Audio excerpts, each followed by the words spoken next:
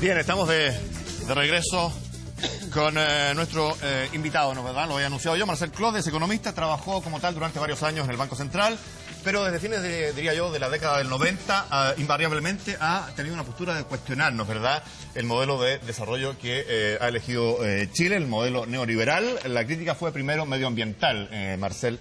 Y luego siempre, sí. Nunca ha dejado de ser. Y luego ha puesto el foco en la inequidad que genera el modelo neoliberal políticamente. Fue en algún minuto de muy joven, militante de la democracia cristiana, pasó por el PPD, renunció el año 93 a ese partido y hoy es candidato presidencial apoyado por el Partido Humanista y la Izquierda Unida. Además, el PC, hubo varios que quisieron ahí apoyarlo, pero finalmente eso no prosperó. Marcel, muchas gracias por acompañarnos hoy día en Estado Nacional. Buenas. No tuvo el apoyo del PC, Marcel Clos, pero casi. ¿Usted esperaba ese apoyo? Es que nosotros no hemos tenido nunca conversaciones con el Partido Comunista, ni formales ni informales siquiera. Esto fue una cosa que ocurrió dentro del Partido Comunista, a partir de muchos militantes y muchos sectores del Partido Comunista que presionaron a sus autoridades para que no optaran por Michelle Bachelet. Y lo más notable de eso fue la declaración de Tomás Mulián, que planteó, y Mulián es uno de los más reconocidos militantes del Partido Comunista, intelectual y no solamente de reconocimiento dentro del partido, sino que también en la intelectualidad de izquierda. Y él hizo ese planteamiento, pero nosotros no lo esperábamos. Marcel, usted ha dicho que la candidatura suya surgió de los movimientos sociales. ¿Qué tan real es eso? Porque si uno revisa, yo no he visto por lo menos ningún movimiento social que diga Marcel Clos es nuestro candidato ni haga campaña por usted.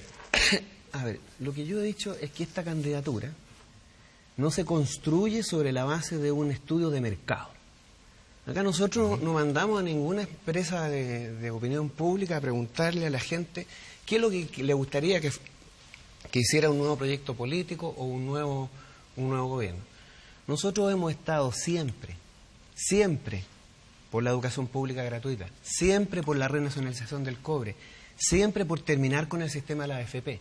Y hemos estado acompañando a los dirigentes estudiantiles desde hace más de 20 años. Yo tengo 500 conferencias en el movimiento estudiantil. 500, todos los años. He acompañado la lucha del movimiento estudiantil. He acompañado la lucha de los pescadores artesanales, de las mujeres trabajadoras en Puerto Montt, de los trabajadores sindicales, del movimiento sindical. Yo he estado ligado al movimiento sindical. Lo que yo he dicho es que este proyecto se ha ido levantando sobre la base de ese proceso de acompañamiento y que es a partir de las bases. En concreto, el año 2011 yo di 85 conferencias en el movimiento estudiantil, en todo Chile.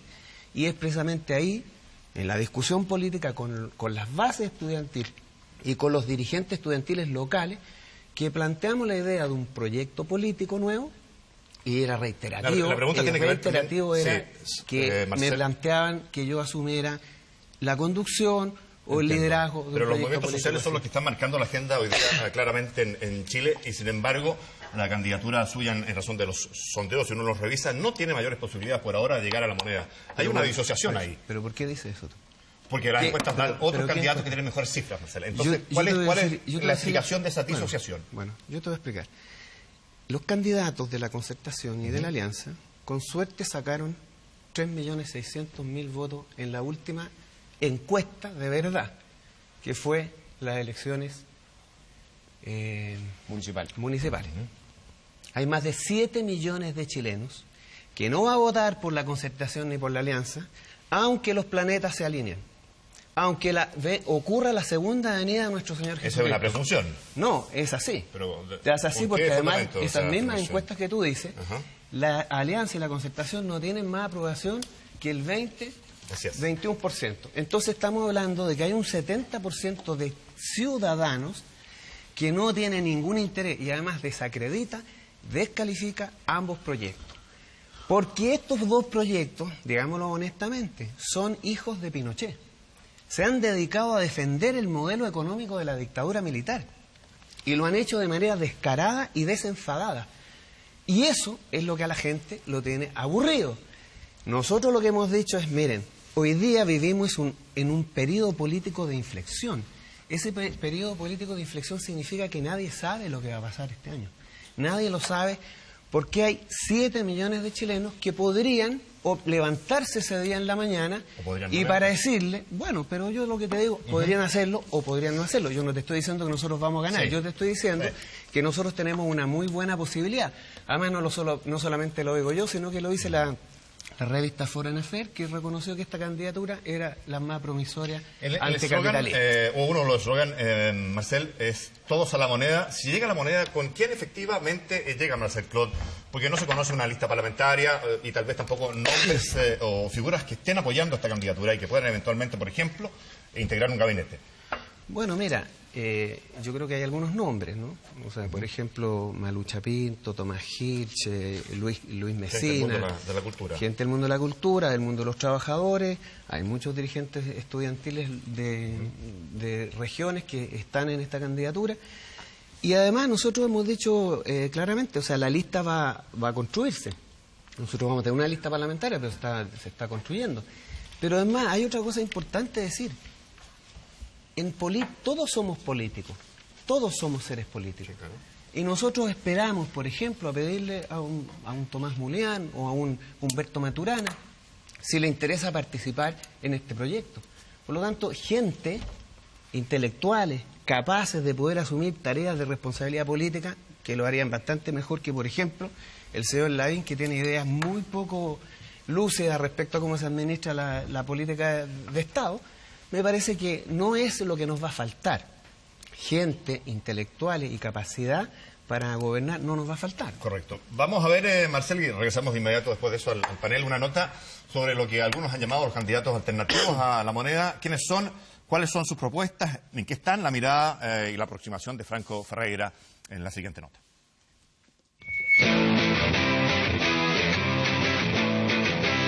Es súper importante este momento, ¿no? La región metropolitana de Chile. Dice Alfredo Sfer, el día en que presenta ante el CERVEL las firmas para oficializar su partido ecologista verde en la región metropolitana.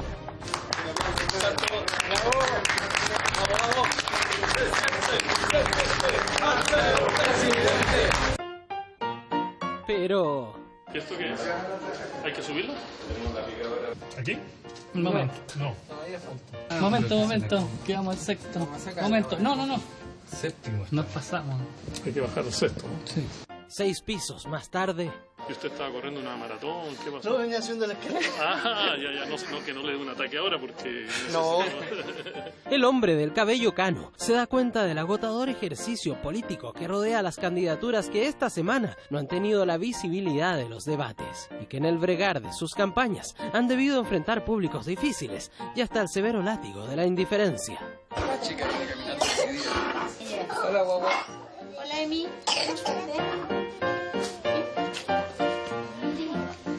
¿Quieres platicar conmigo? Paso de largo. Porque son pocos los que les están observando.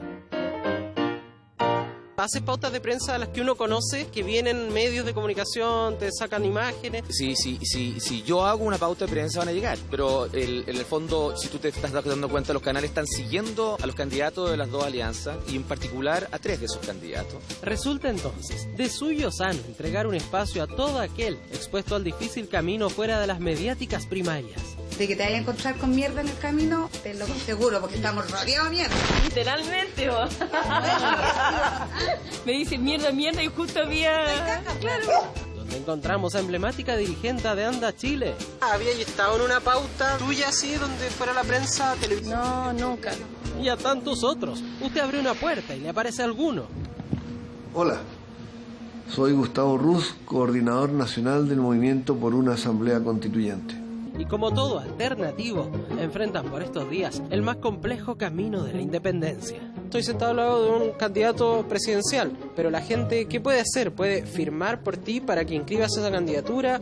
Paseo Ahumada, porque el candidato independiente necesita 37.000 firmas. ¿Cuánta plata se necesita? Es grande, nosotros hemos dicho que cada firma en la práctica, no solamente conseguirla, sino que depurarlas contra 5 bases de datos te cuesta cerca de 1.500 pesos cada una. Nosotros tenemos más de 37.000 adherentes, de manera que un esfuerzo que hacemos a pulso. No es poca plata, ¿eh? No tengo plata, pero tengo amigos. Para serte sincero, no es una tarea chiquitita, es una tarea grande. ¿Y cómo se está financiando? En este momento se va a financiar lo que falta con un crédito. ¿Un crédito personal, tuyo? O sea, la práctica sí, a la larga yo voy a tener que llegar y justamente a jugar con ellos. camino que no solo muestra diferencias en el plano de la economía de campaña, sino también en varios otros planos, pues no es llegar y decir: vaya, quiero interpretar el papel de candidato a presidente. Hay que tener vocación por interpretarlo. Tú no vas a tener vocación para interpretar eso si simplemente estás agitando eventualmente todo lo que algunos quieren escuchar. Gratuidad, asamblea constituyente. Tengo que ser candidato independiente a fin de que todos nos comprometamos en una asamblea constituyente. No es solamente una asamblea constituyente, es asamblea constituyente y social. Y un camino que, por mucho que estén alejados de la primera línea en los medios, los tiene a veces tanto o más distanciados entre sí, que esta semana tuvieron debate en horario prime. Nosotros ya recorrimos el camino de los independientes y ya lo hicimos. Les deseo suerte, pero yo conozco ese camino. El camino que finalmente se puede volver, con todo respeto, lo digo a veces, testimonial. ¿Usted quiere ser presidente o es más testimonial? El Partido Ecologista Verde tiene esta campaña para llegar a la moneda. Esta no es una campaña testimonial. Franco es como el frafradoso, eventualmente. Los estudiantes de base me fueron planteando la idea de construir y levantar un proyecto político. Claude va a tratar de apostar a una marginalidad electoral. Así, se descubren los matices de una campaña que por estos días no tan rodeada de prensa, siguen sosteniendo los presidenciables fuera de pacto. Y post primaria probablemente se vuelvan a prender las luces. Aunque por mucho que hoy falten las luces, por Dios que le ponen tinca. ¿Tú te imaginas ahora de verdad pasar una segunda vuelta? Sí, por supuesto. Lo único que no está privatizado en Chile es soñar. Y yo tengo el derecho a soñar. Y estoy soñando.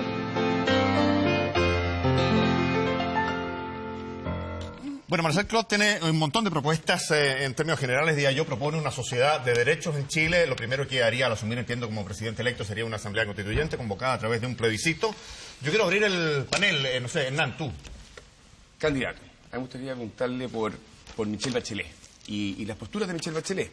Ella hoy día está planteando una asamblea constituyente, ella está planteando gratuidad universal en la educación, ella está planteando, en el fondo, una serie de cosas que su candidatura lleva planteando, y tú llevas planteando hace mucho tiempo. Ella ya fue presidenta, tuvo la oportunidad de hacer una serie de cosas que da la impresión no hizo. ¿Da la impresión? ¿Cuál es tu perspectiva respecto a cómo hoy día Michelle Bachelet está, digamos, levantando una serie de banderas que da la impresión han estado puestas históricamente en otras personas? Lo único que hace la señora Bachelet con eso es darnos la razón, nada más.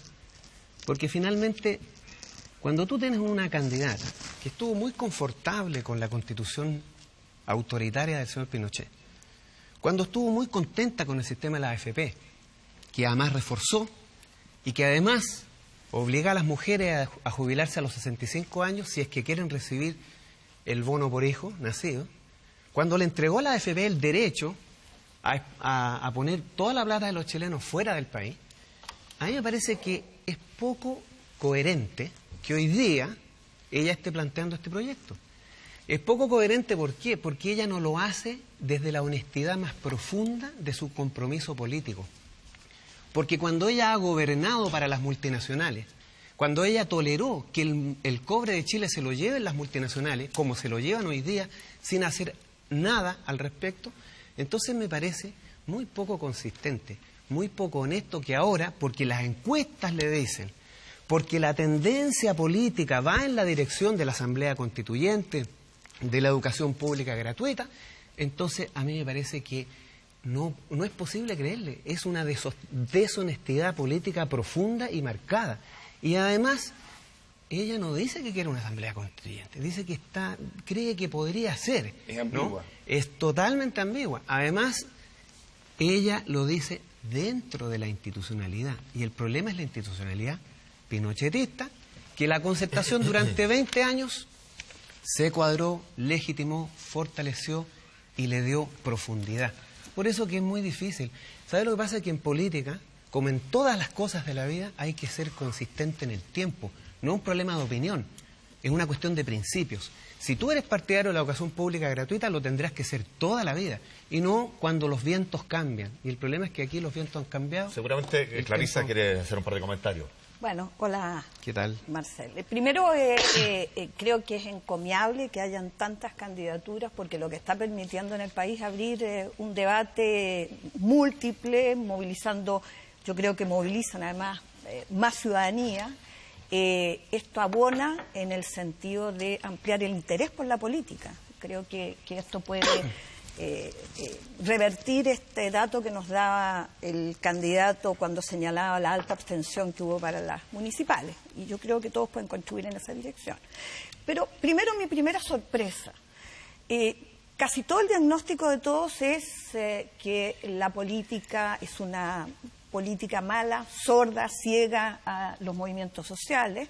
Hay un emerger de los movimientos sociales, muchos que dicen representarlos o ser cercanos a ellos, y curiosamente se salen del movimiento social, lejos de seguirlo representando, siendo los contestatarios frente y tratando de introducir modificaciones en la política, y saltan a la arena de la política. Entonces esa es una primera inquietud. Pero respecto en particular a lo que señala Marcel, una aclaración.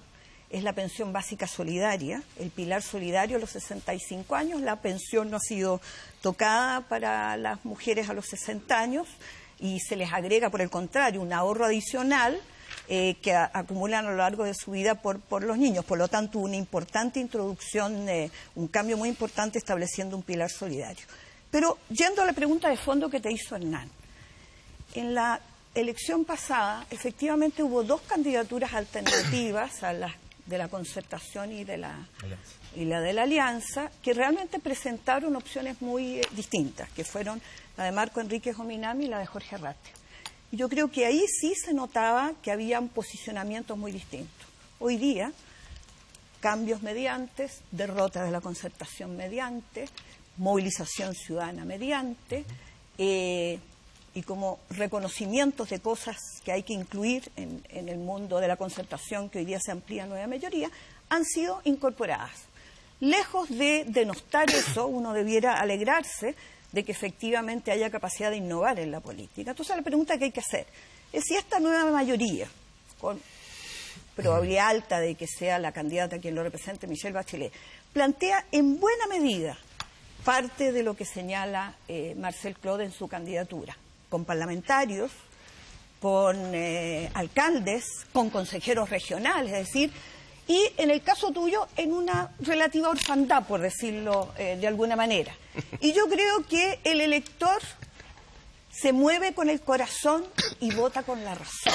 Vota por el sueño posible, por aquello que le puede realmente cambiar la vida. ¿Por qué razón habrían de votar en buena medida por las cosas que tú estás señalando cuando hay sólidamente sistema de partidos, movimientos que acompañan esos partidos? Quiero recordarte que está el sindicalismo detrás, como Bárbara Figueroa, Iván Fuentes, que era también de un movimiento social importante de Aysén, etcétera.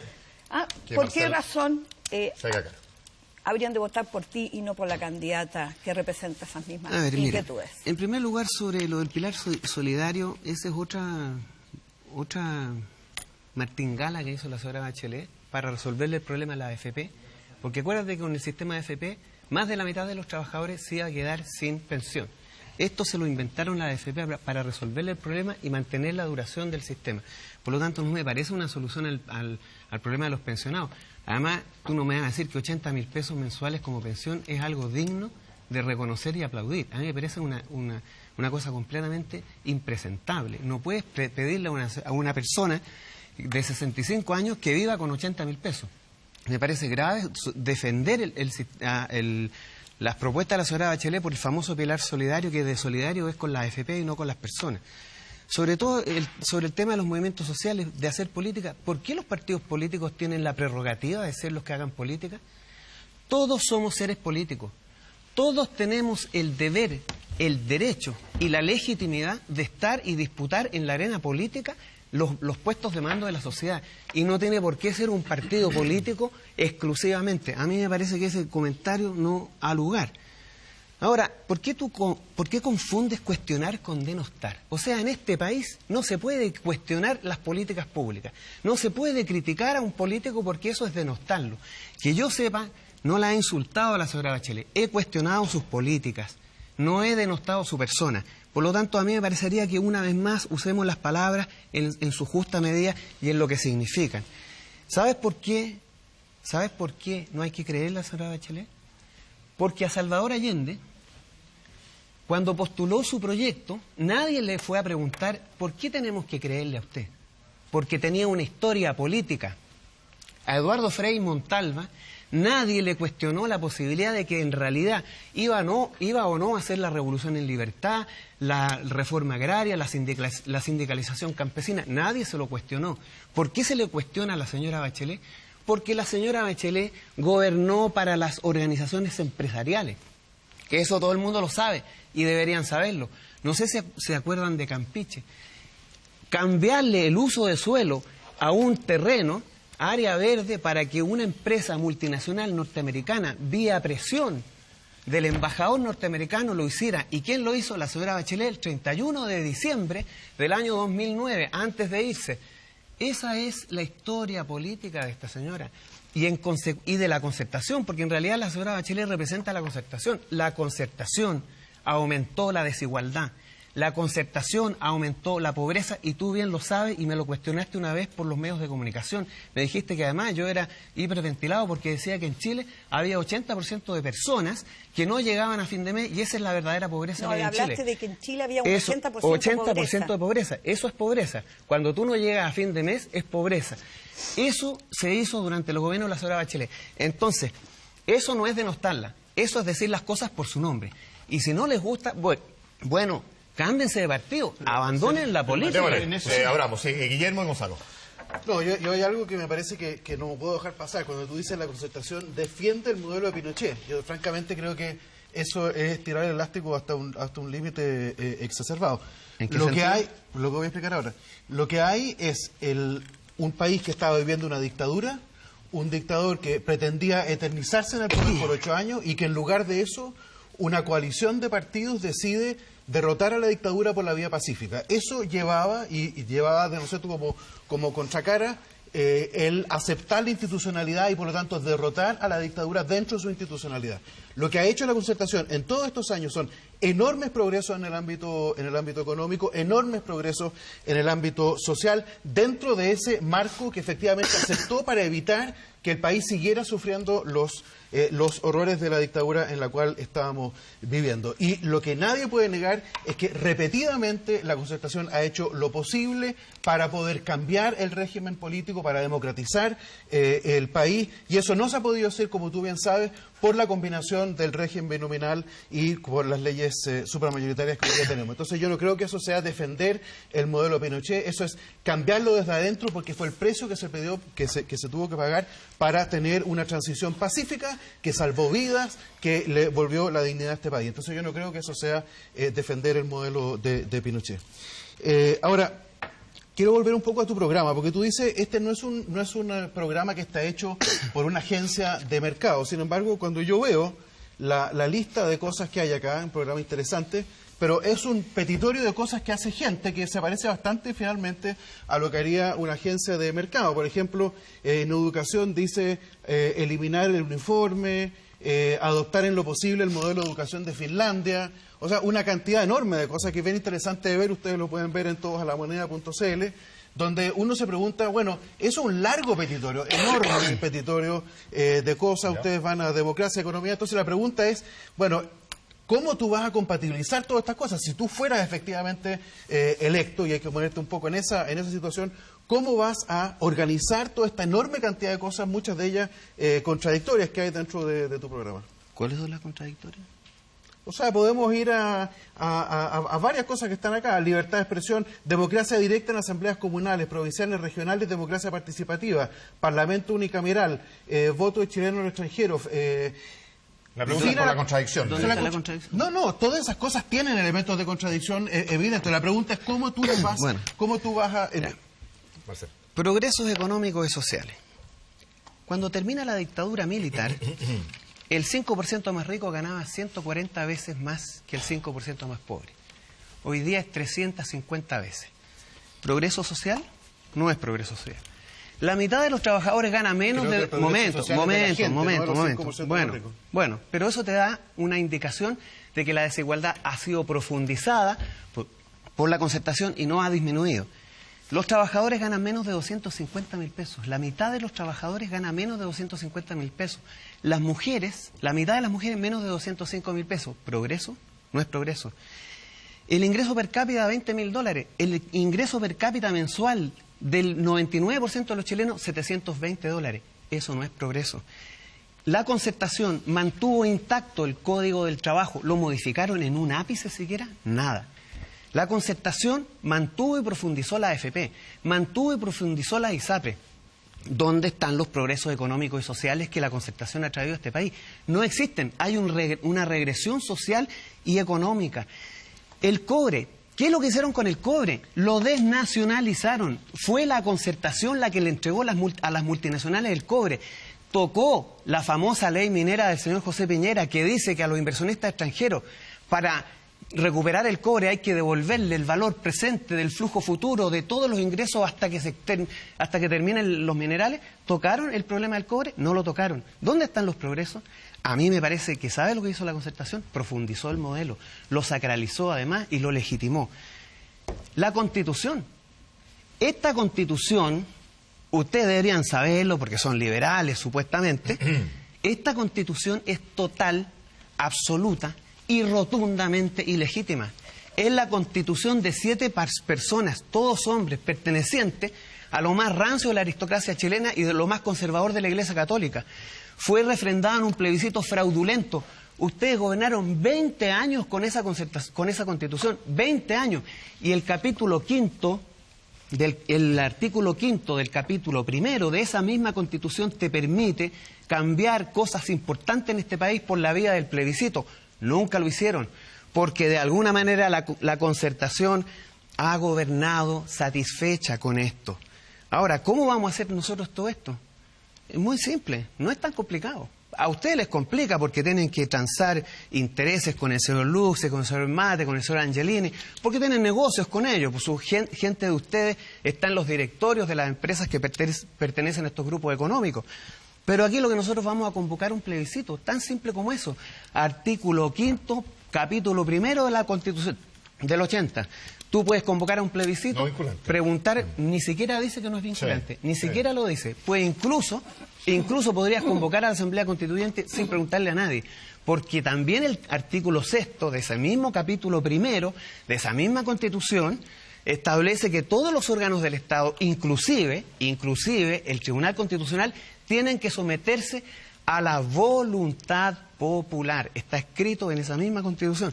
Por lo tanto, a mí me parece que acá un cambio constitucional es importante.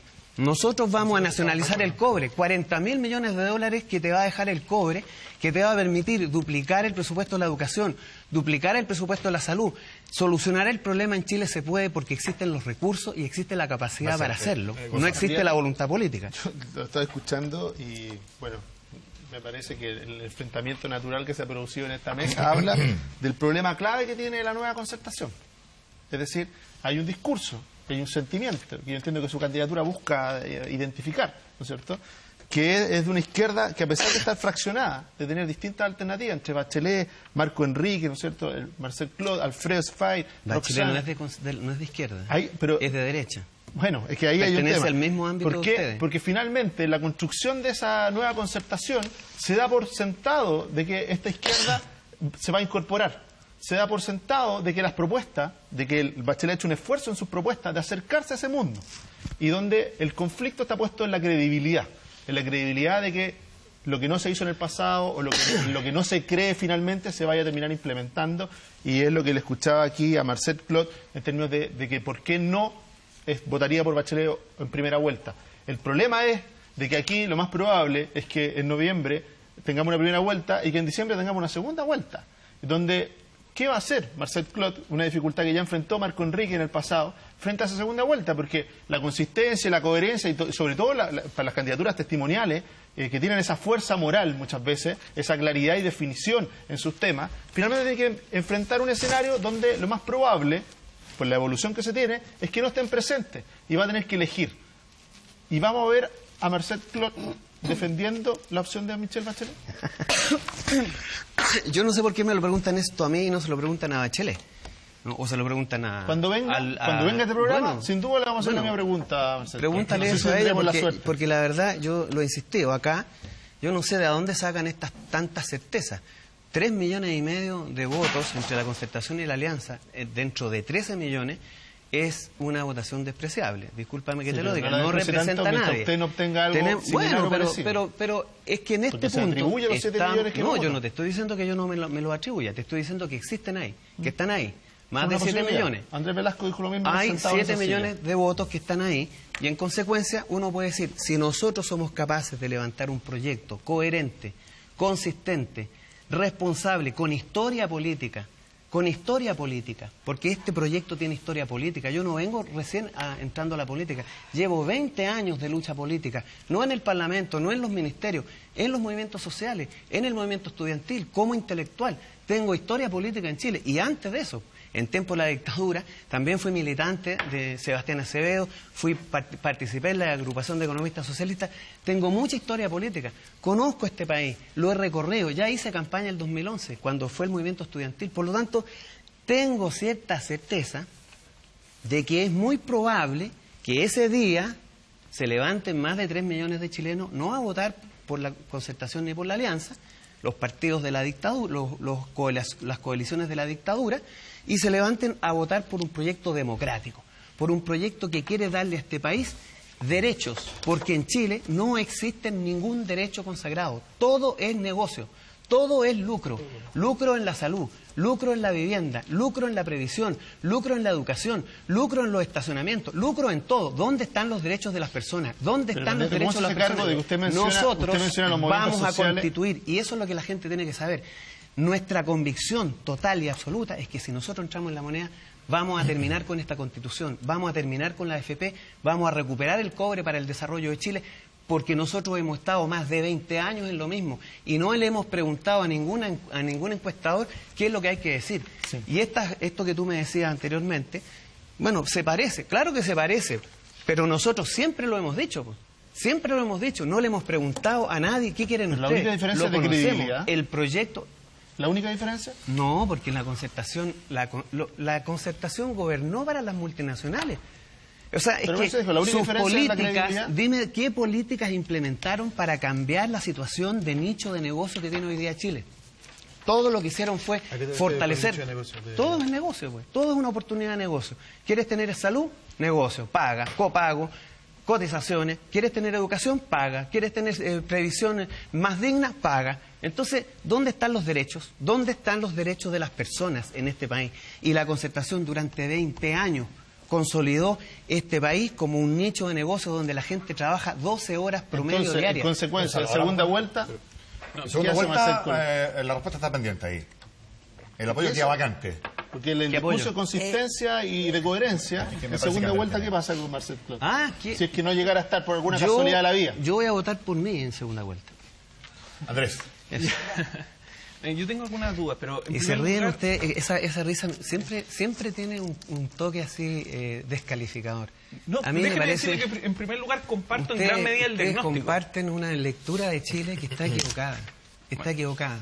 No, yo creo que usted no me conoce mucho, porque lo que le voy a plantear es lo siguiente. Comparto con usted en gran medida el diagnóstico. O sea, hay una visión bastante crítica del modelo político y económico, las candidaturas dentro de la oposición, dentro de las candidaturas que pertenecían a la concertación, hoy nueva mayoría, hay candidaturas que vienen a criticar el modelo en los mismos términos. José Antonio Gómez es muestra de ello. Pero las razones o la intencionalidad de por qué se termina administrando el modelo, ahí comparto un poco la opinión de Guillermo Larraín, en el sentido de que, ¿qué otra opción había? Si la misma Constitución obliga a la cogestión, en donde en realidad el mito de la política de los consensos es un mito, porque en realidad es la política de la unanimidad.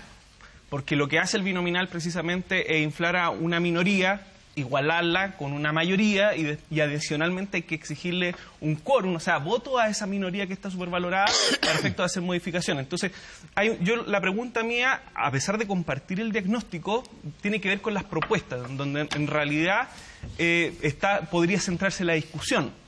Y esa propuesta es cómo se va en definitiva modificar o sortear el tema de la cogestión, porque usted plantea el tema del plebiscito, ¿ya? Que nosotros también lo discutimos, pero el tema es qué pasa cuando no se pueda sortear por medio del plebiscito. ¿Qué pasa si el Tribunal Constitucional veta el plebiscito, no permite la modificación? Eso implica ir a una superinstitucionalidad, llegar atravesar un poco el ordenamiento, cómo en definitiva resuelve ese problema sin tener que agredir a mis compañeros de panel y en definitiva generar o garantizar cierta gobernabilidad ¿Por qué del país. agredir? ¿Por qué me dice agredir? No, porque hay algunos que defienden las ideas mucho más liberales que uno. Entonces, ¿cómo llega...? ¿Por qué No, porque digo, ¿cómo se sortea el tema? Cuando tú no puedes atravesar el ordenamiento, cuando tú estás peleando con un muro y el muro no te deja avanzar, ¿cómo llegas a ese nuevo Estado, a esa nueva Constitución, sin el uso de la violencia? Ese es el argumento de fondo. Mira, desde los revolucionarios franceses que dieron paso al mundo moderno y a la política moderna, y está incluso en esta Constitución, se reconoce que el principio fundamental y fundacional de toda democracia es la voluntad popular. ¿Está claro? 200 años, 300 años más o menos discutiendo lo mismo.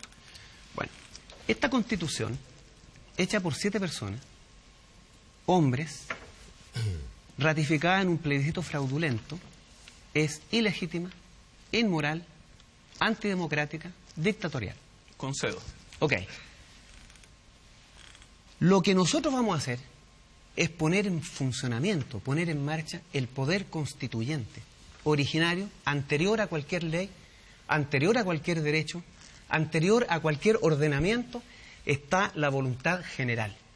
Si en un plebiscito la mayoría de los chilenos, 60, 70, 80%, está de acuerdo con una nueva constitución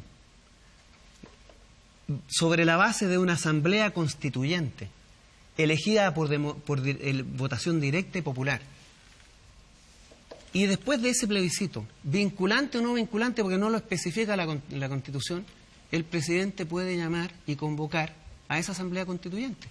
Puede hacerlo, perfectamente puede hacerlo, y no puede, porque ni siquiera el Tribunal Constitucional puede objetarlo, porque el Tribunal Constitucional también es parte de las instituciones que deben y se obligan a la voluntad general del país.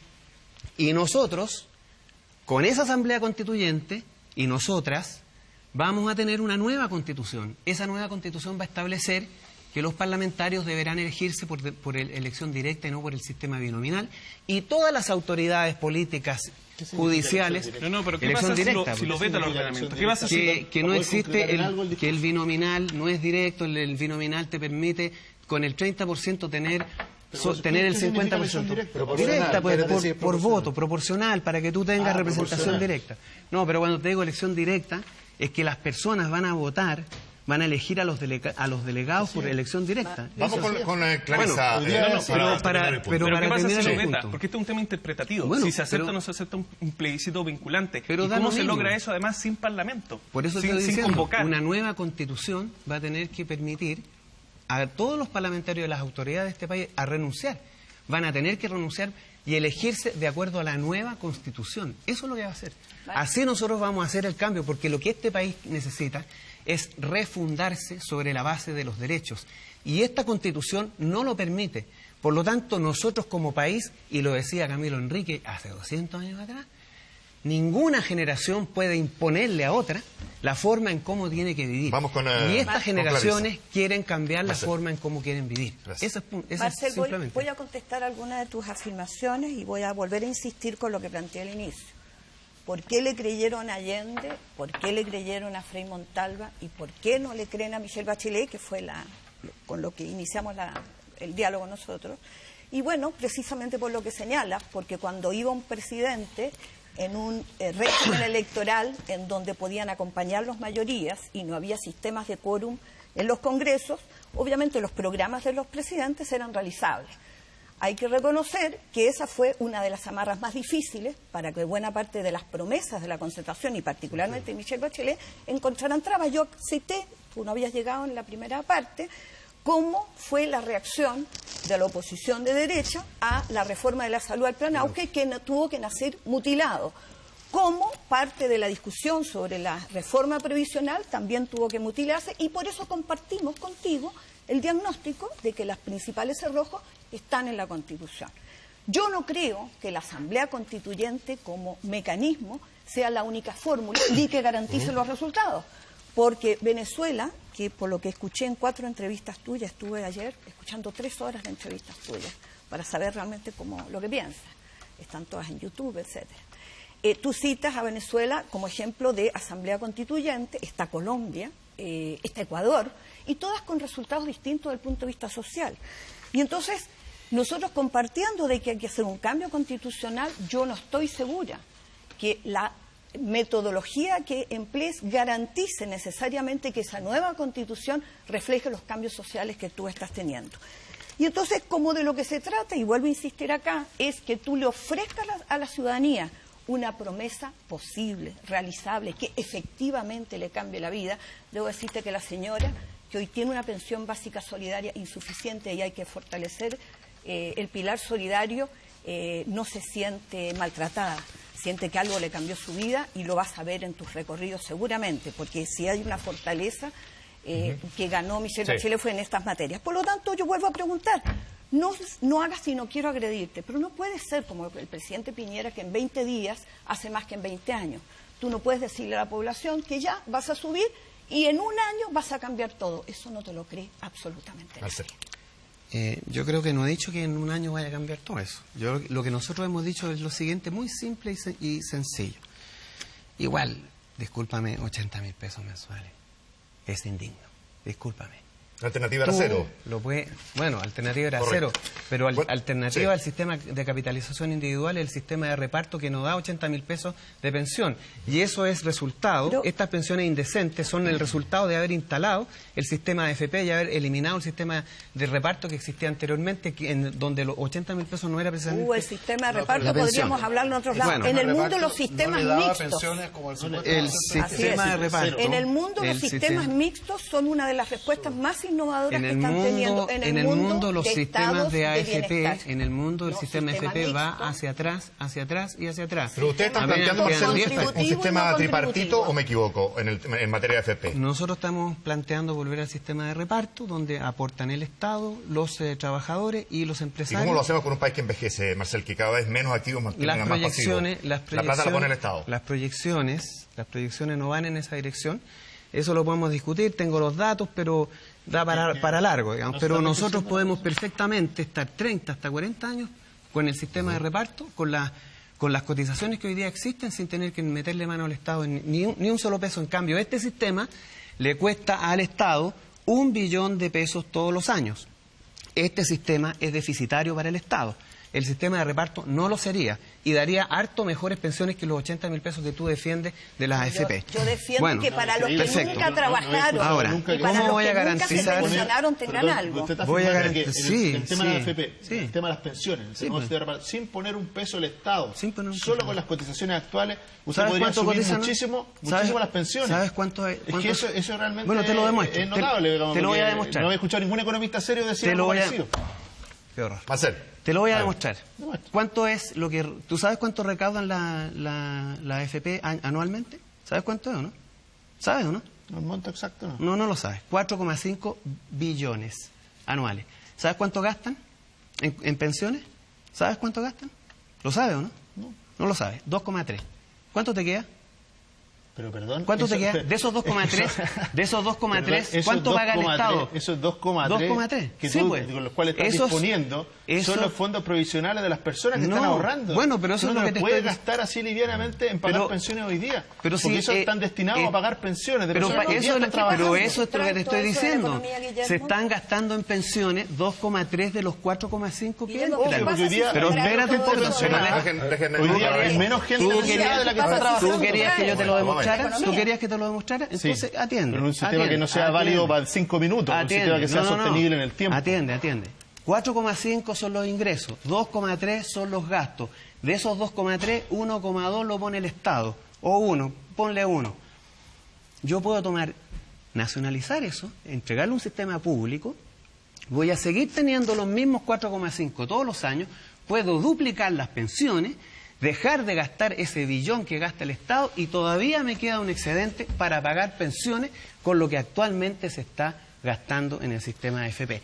Por lo tanto, hoy día el sistema no es deficitario y las proyecciones que hacen algunos expertos, no tan serios como los que tú le crees, pero en fin, algunos expertos que para mí son serios, digamos, esos expertos dicen que la proyección de crecimiento de las cotizaciones son mayores que los gastos que va a tener. Guillermo Larraín con la palabra. No, yo creo que hay un punto en el cual sí tenemos que estar de acuerdo, que es que las pensiones son bajas y las pensiones hay que aumentarlas. Eso es como el punto de partida y estamos en eso súper claro. Ahora, me ha tocado trabajar mucho en el tema de pensiones en muchas partes con sistemas de capitalización, con sistemas de reparto, con sistemas de fondos a la holandesa, a la inglesa, así que el tema más o menos lo conozco. En todas partes lo que uno anda buscando es financiar las pensiones por vías que sean distintas. No centrarse en una sola fuente de financiamiento de las pensiones, porque eso genera problemas. El envejecimiento de la población, Marcel, sí genera impacto sobre distintos aspectos. En los sistemas de capitalización, como el chileno, el impacto del envejecimiento es que las pensiones son bajas. ¿Y por qué? Porque cualquiera sea el nivel que tú hayas ahorrado, bueno, tienes que utilizarlo para financiar más años. Por lo tanto, el impacto en Chile es que las pensiones son bajas y eso tenemos que trabajarlo. ¿Qué es lo que está pasando en Europa? El envejecimiento de la población lo que está haciendo es que impacta los presupuestos de la nación. Entonces, no hay una solución que sea trivial y que sea simple. Yo creo que hay que buscar formas de financiamiento que tengan un componente de capitalización como el que tenemos hoy día, y hay que fortalecer, y estoy de acuerdo, los componentes públicos. Y eso se llama pilar solidario. Y el pilar solidario, efectivamente, 80.000 pesos es poca plata, te lo concedo, no hay ningún problema. O sea, más que te lo concedo, estoy de acuerdo, no es que te lo concedo, estoy de acuerdo. Eso hay que subirlo, y no solo hay que hacer eso, sino que además hay que aumentar la cobertura del pilar solidario que hoy día en el cuarto decil, Guillermo. Hay que aumentarlo. Entonces, me parece que no es tan fácil como decir vamos a avanzar de un lado para otro, porque cuando tú dices voy a nacionalizar los fondos de pensiones, evidentemente que eso tiene impactos económicos. Y eso, ¿qué impacto económico? ¿Qué pasaría con la inversión? ¿Cómo financian la inversión si es que no tienen las plata? ¿La inversión de quién? ¿Sabes en qué se gastan esos fondos? O sea, ¿sabes a dónde van o no? A los grupos económicos. Esos fondos tienen dueños. Allá van los grupos económicos. Eso, ¿sabes qué inversiones se financian? Especulativas fuera del país, que rentan menos del 2% y le hicieron perder al sistema el 60% de lo recaudado el año 2008. Y se recupera después inversiones, porque la economía no se recupera, sí, lo que se pierde no se recupera. Entonces, ¿dónde están las inversiones? ¿Qué la nacionalización? Por medio de la coordinación, y hay opiniones que en este caso claramente no están de acuerdo, y no vamos a llegar a ninguna conclusión acá. Seguramente, Marcel, como economista en el tema del trabajo, por ejemplo, yo creo que ustedes entiendo, una propuesta sobre este tema. ¿Cómo una candidatura como la suya, siendo presidente finalmente, generaría más empleo y mejor pagado? Bueno, nosotros voy a hacer si me dejan terminar, nosotros vamos... 2 minutos. Bueno, nosotros vamos a centrar un gran esfuerzo en aumentar la demanda interna en Chile a través de renacionalizar el cobre, hacer una profunda reforma tributaria que recaiga la recaudación sobre quienes no pagan hoy día impuestos, que son las empresas. Vamos a tener más plata, eso es lo que en concreto, vamos a tener más recursos y lo vamos a gastar. Vamos a duplicar el presupuesto de la educación, de la salud, vamos a mejorar las pensiones. Todo eso genera demanda para una pequeña y mediana empresa que está ahogada porque no tiene mercado, porque la desigualdad en Chile es tan grande. Entonces, cuando tú aumentas los salarios, cuando tú el gasto del Estado empieza a gastarse más, vas a tener empleo a quienes construyen hospitales, empleo en quienes suministran a los hospitales, empleo para quienes suministran las reparaciones, para profesores, para médicos. Mira, nosotros vamos a hacer inversiones con los recursos del Estado que vienen del cobre. Porque los privados no invierten más después de eso. Los privados, mira, hablemos de los privados. ¿Sabes cuánto se lleva la inversión extranjera? ¿Cuán buena ha sido la inversión extranjera en este país? En los últimos 3 años han sacado más de lo que entran. Esos privados, pues yo aplaudo y le pido al Dios del cielo que se vayan, porque lo único que han hecho en este país es robar, solo robar. El Estado tiene los recursos suficientes y el país para hacer su propio desarrollo. Pausa y regresamos.